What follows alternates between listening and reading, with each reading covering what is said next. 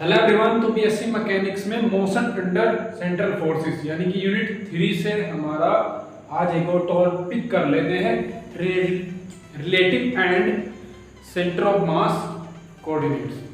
क्या टॉपिक है आज का? देख लो, रिलेटिव एंड सेंटर ऑफ मास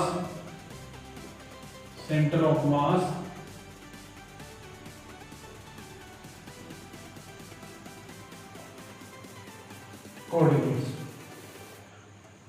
चलिए इसको पहले चेक कर लो। बहुत बढ़िया। चलिए सपोज करो मेरे पास क्या है भाई, दो पार्टिकल है जिनका मास m1 m2 है। चलिए m1 ये रहा, इसका जो पोजीशन वेक्टर है सपोज करो कितना है r1। m2 ये रहा भाई, इसका पोजीशन वेक्टर सपोज करो कितना है r2 है। चलिए सेंटर ऑफ मास ये रहा हमारा, ठीक है। थोड़ी सी सही लाइन खींचिए। चलिए जी, अब सेंटर ऑफ मास के पोजीशन कोऑर्डिनेट्स मानने पड़ेंगे भाई m1 m2 के लिए। तो एक हो गया r1 डैश, एक हो गया r2 डैश वेक्टर।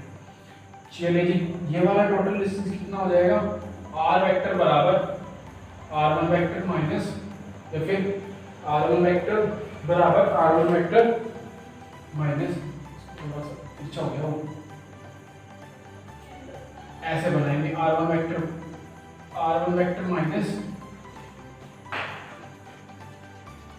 r2, ठीक है भाई। चलिए तो क्या लिखना है भाई, दो पार्टिकल है हमारे पास मास m1 m2 के, जिनका जो पोजीशन वेक्टर है हमारा वो क्या है r1 r2 है, r1 r2। तो उसके बाद जो पोजीशन वेक्टर होगा किसका, सेंटर ऑफ मास का, उसका फॉर्मूला क्या होगा भाई, उसको डिनोट करेंगे हम RCM से। तो ये हो जाएगा m1 r1 vector plus m2 r2 vector, m1 plus m2, ठीक है भाई। अच्छा जी, R क्या होगा, if R1 be the position vector, इसका भाई position vector of mass m1, position vector of mass m1 relative to m2, then उसके बाद क्या होगा भाई, रिलेटिव टू m2, देन जो r वेक्टर है हमारा r1 vector minus r2 vector, यहां से भाई r2 वेक्टर की जो है हमारी निकल जाएगी यहां से r वेक्टर माइनस के, या फिर इसमें कर दो भाई r1 वेक्टर माइनस के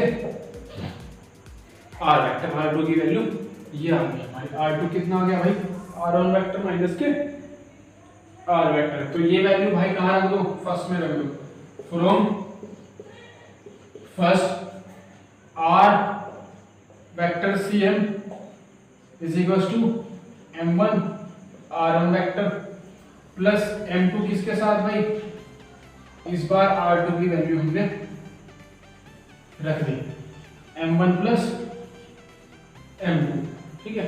m1 r1 vector plus m2 r1 vector minus के r वेक्टर, m2 की हो जाएगी भाई अंदर मल्टीप्लाई, तो हमें क्या मिलेगा देख लेते। यहां से भाई r vector cm is equal to m1 r1 vector plus m2 r1 vector minus के m2 r vector upon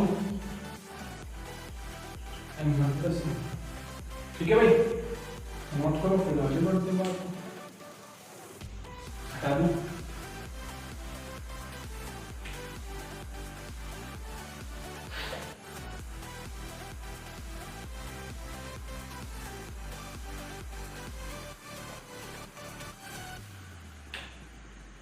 r1 common है उससे, r vector cm, m1 plus m2 into r1 vector upon m1 plus m2 minus के m2 r vector. ठीक है भाई, चलो अलग अलग रेशो कर दो उसका। m1 plus m2 m1 plus m2 किसके साथ भाई, r1 वेक्टर के साथ, m2 bye m1 plus m2 किसके साथ भाई, r वेक्टर के साथ। m1 से ये कैंसिल, तो यहाँ पर कह सकते हैं RCM कितना बच गया भाई, r1 वेक्टर माइनस के m2 r vector by m1 plus m2।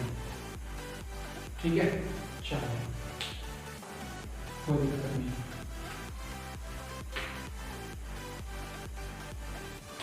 चलो भाई, यहां से अगर हम कहें भाई r1 वेक्टर कितना मिल जाएगा भाई, r1 वेक्टर गिवन इंटरवल इधर प्लस में चली जाएगी, तो ये हो गया भाई r वेक्टर cm प्लस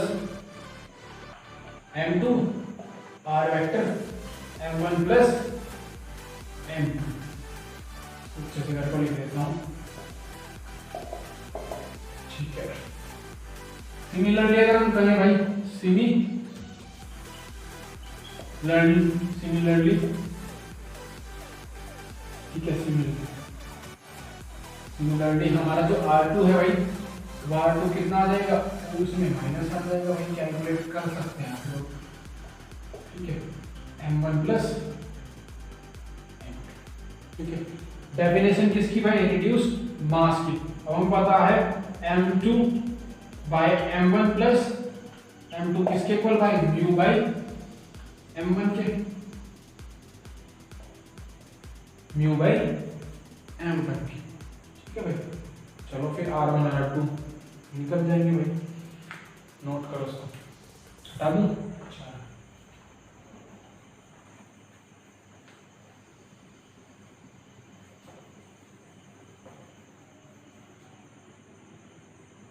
ठीक है भाई, तो यहां से कह सकते हैं r1 कितना आ गया भाई, plus mu m1 into r vector. ठीक है, इस r वेक्टर को जगह यहां पर लगा सकते। ठीक है, r वेक्टर, चलो जी, एंड r2 कितना आ जाएगा भाई, RCM माइनस के म्यू अपॉन m2। ठीक है, इंटू r वेक्टर। अगर हमारा क्या हो, ओरिजिन क्या हो भाई, ओरिजिन क्या हो भाई, ओरिजिन क्या हो, C हो, तो यहां पर हम कह सकते हैं RCM क्या हो जाएगा, 0 हो जाएगा। ठीक है, तो यहां पर अगर R1 dash and R2 dash, R2 dash क्या हो भाई, पोजीशन वेक्टर हो भाई किसके, सेंटर ऑफ मास, यानी कि R1 R2 क्या हो, सेंटर ऑफ मास कोऑर्डिनेट हो। पोजीशन वेक्टर भी क्या है, सेंटर ऑफ मास कोऑर्डिनेट। ठीक है, sorry, centre of mass coordinate है, कोऑर्डिनेट। पोजीशन वेक्टर तो उसका RCM होगा, कोऑर्डिनेट हो इसके of mass m1 and m2, m1 and m2। तो उसके बाद क्या होगा भाई,